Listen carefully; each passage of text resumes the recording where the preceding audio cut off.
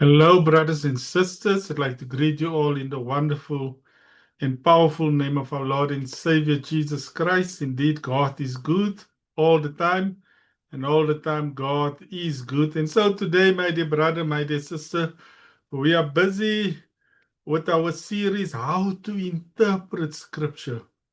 And so today we will look at the topic Jesus in the apostles' view of the Bible. But before we go into our presentation for today, can we just pray together? Our God and our Father, this morning we are grateful and thankful for the privilege to call upon your name. For we invite your Spirit now in our midst, Lord, and as we will listen to this presentation, as we are sharing this presentation, we pray, Lord, that your Spirit may take control of our meeting, but be with those who are also listening in to it. We pray, Lord, that you will touch their lives and that they may have a deeper understanding regarding your word. In Jesus' name we pray. Amen and amen. And so at this time I will share my screen.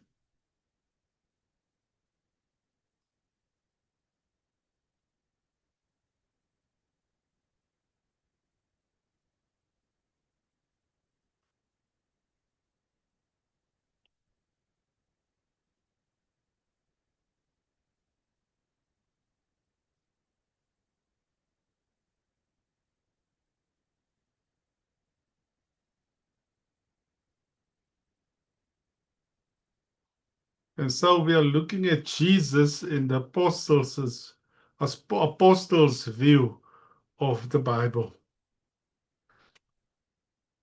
And so the cry for the Reformation was et fontes, meaning back to the sources.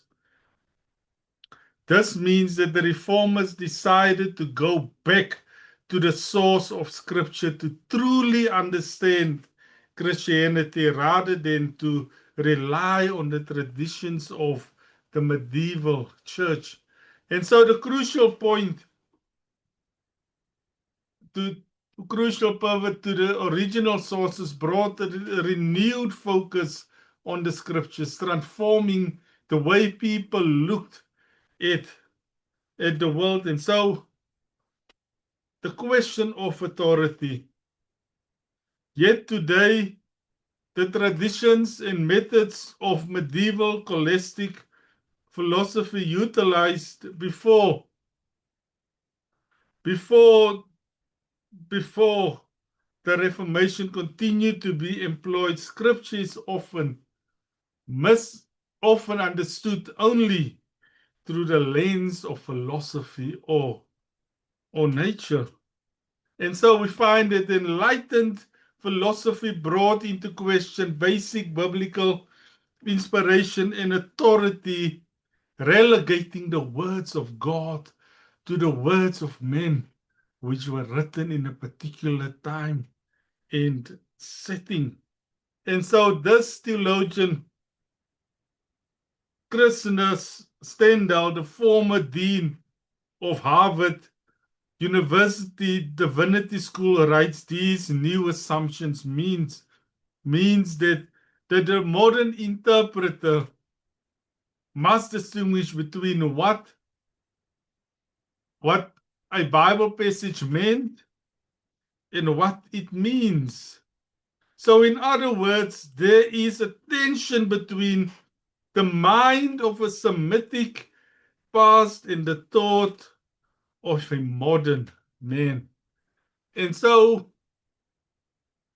what the passage may have meant to an ancient rabbinic scholar like Paul addressing a local situation in Ephesus or Corinth may not be at all that the Bible means today.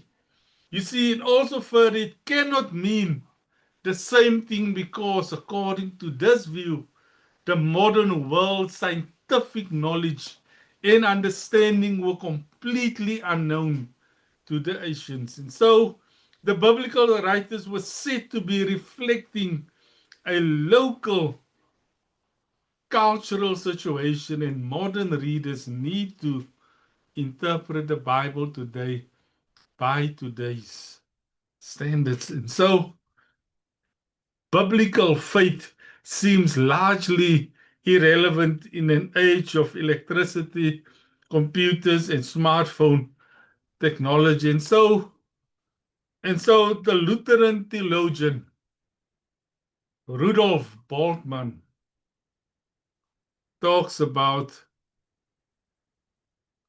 the demythologizing the New Testament. So for Bultmann, mythological concepts of heaven and hell are no longer acceptable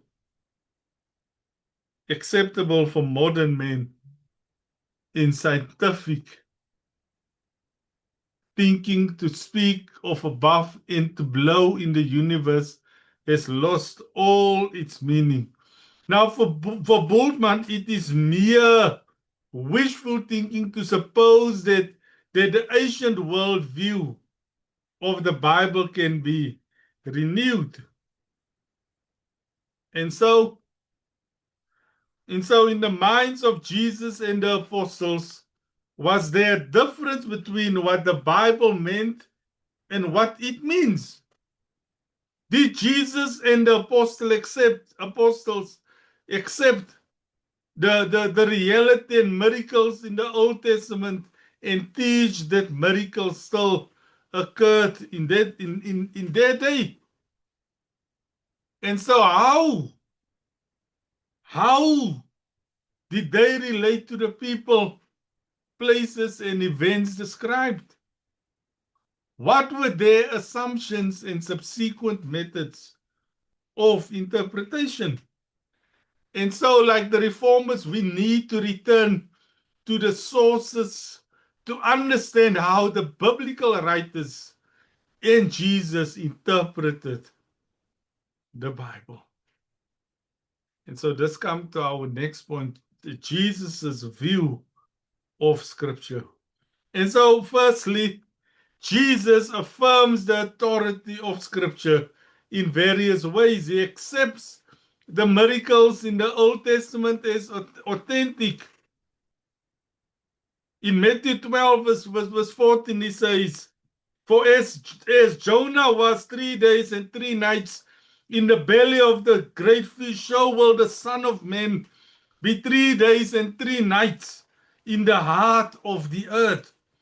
Jesus not only confirms Jonah's experience in the belly of the fish, but he also predicts his own experience after the crucifixion. So thus foreshadowing his 3 days in the tomb, he goes on to say, the men of Nineveh will rise up in the judgment with the generation and condemn it, because they repented at the preaching of Jonah. And indeed, the greater than Jonah is here. That we find in verse 41. And so today, Jesus accepts the historical reality of many biblical writers. Among them were Abel, Matthew 23, verse 35, and also Zechariah, Matthew 23, verse 35. And so he further writes in Matthew 5, verse 17, "Do not think that I've come to abolish the law and the prophets. I did not come to destroy, but to fulfill," Matthew 5, verse 17.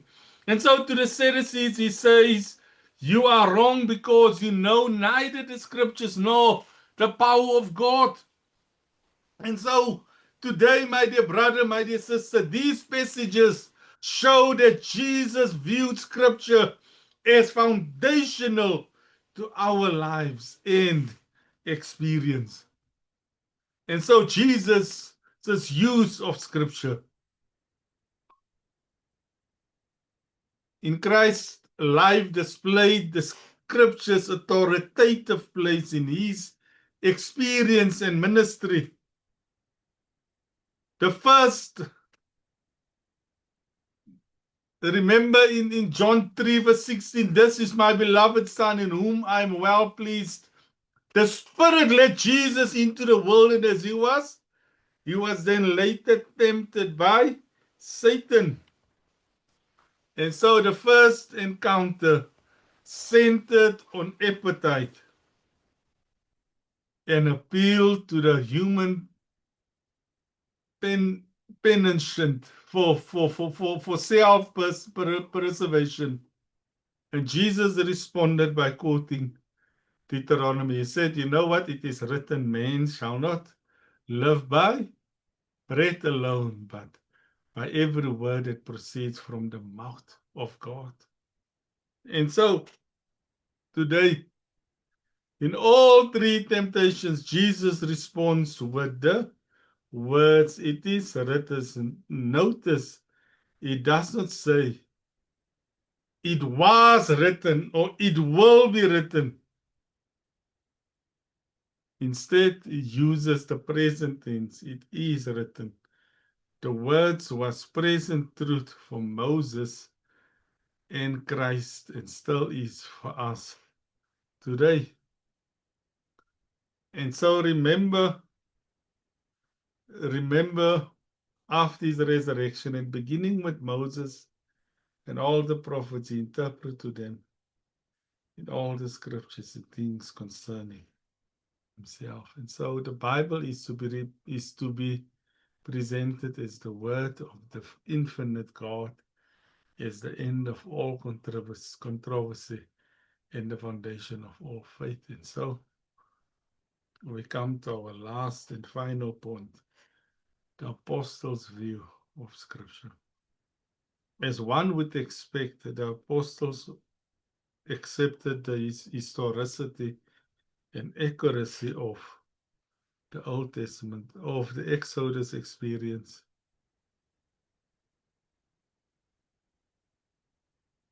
Luke, right? He brought them out after he had shown wonders and signs in the land of Egypt. In the land of Egypt, and in the Red Sea, and in the wilderness 40 years. And so Paul writes to the Hebrews, by faith they have passed through the Red Sea, as by dry land, whereas the Egyptians attempting to do so were drowned. And so today, speaking of Exodus, Princeton University scholar Otto Piper calculated it of the 2,688 uses of the Old Testament in the New Testament. Exodus occupies the third place with 220 quotations. And so these frequent references means that the events, themes, and theology of the Exodus serve as a basis for the thinking and perspective of Jesus and the New Testament writers. And so the Exodus and the journey into the Promised Land served as a type of God's miraculous deliverance from the bondage of sin and our journey to the heavenly home. Jesus is preparing for us. And so today, my dear brother, my dear sister, as we come to the end of our presentation, the Bible cannot be interpreted in the same manner as other human books. The only adequate and appropriate hermeneutic of the Bible is the Word of God in human form, must be a hermeneutic of Scripture. A hermeneutic by Scripture and a hermeneutic for Scripture. So in short, a biblical hermeneutic. And so if you want to know what is a biblical hermeneutic. I would like to invite you to join me on my next presentation as we will look at the Bible, the authoritative source of our theology. And so today, let me just stop to share my screen.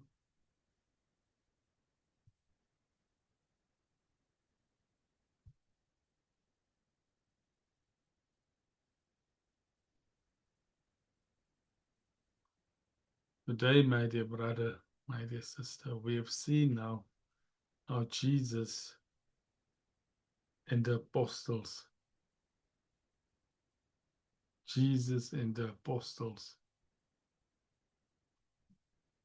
view of the Bible. So let's pray together. Our God and our Father, today we give you once again all the praise and all the glory. And so, Lord, as we've looked at this pertinent subject, Jesus and the apostles' view of the Bible, we pray, Lord, that we may change and emulate a biblical hermeneutic, a hermeneutic by Scripture, a hermeneutic for Scripture. And so, Lord, we pray for your leading as we are continuing on this journey. In Jesus' name we pray. Amen and amen.